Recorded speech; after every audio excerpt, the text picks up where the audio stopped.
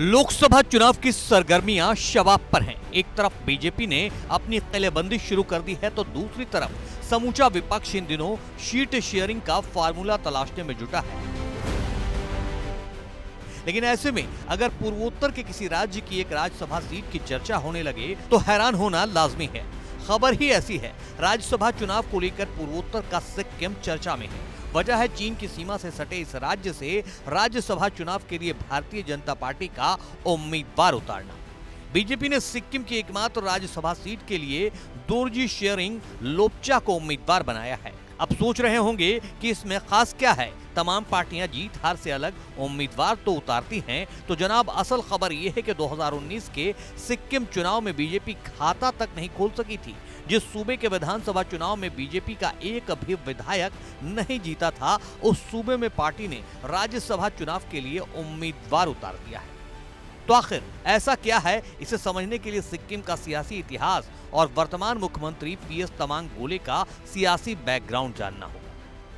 दरअसल पीएस गोले को भ्रष्टाचार के एक मामले में दोषी ठहराते हुए कोर्ट ने सजा सुनाई थी। पीएस गोले सजा काटकर 10 अगस्त 2018 को जेल से बाहर आए। नियमों के मुताबिक भ्रष्टाचार के किसी मामले में दोषी ठहराए जाने पर संबंधित नेता जेल से बाहर आने के बाद 6 साल तक कोई चुनाव नहीं लड़ सकता। इसी वजह से पीएस गोले 2019 के विधानसभा चुनाव में खुद नहीं उतरे थे। हालांकि चुनाव में एसकेएम की जीत के बाद विधायक दल की बैठक में गोले को विधायक दल का नेता चुन लिया गया और वो सीएम बने। सीएम बनने के बाद पीएस गोले अक्टूबर 2019 में उपचुनाव जीतकर विधानसभा सदस्य निर्वाचित हो गए थे। एसडीएफ ने चुनाव आयोग पर गोले की अयोग्यता अवधि 6 साल से घटाकर 1 साल करने का आरोप लगाया था और इसे लेकर सुप्रीम कोर्ट में याचिका भी दायर की। सियासी गलियारों में इस बात की चर्चा बनी रहती है कि बीजेपी के सहयोग से ही गोले की कुर्सी और विधायकी बची थी और अब उनका राज्यसभा सीट छोड़ना उसी एहसान का बदला चुकाने की कोशिश है, क्योंकि पीएस गोले ने एसकेएम की जीत सुनिश्चित होने के बावजूद राज्यसभा सीट बीजेपी के लिए छोड़ दी है। तो इसे सरकार सेफ करने के लिए सहयोगी दल और दोरजी के लिए एक तरह से रिटर्न गिफ्ट की तरह देखा जा रहा है।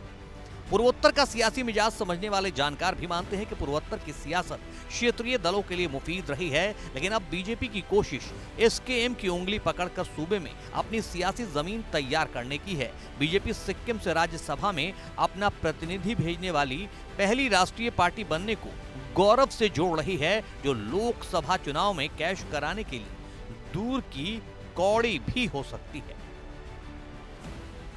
भारत की बात रोहित सिंह सावल के साथ सिर्फ एबीपी न्यूज पर।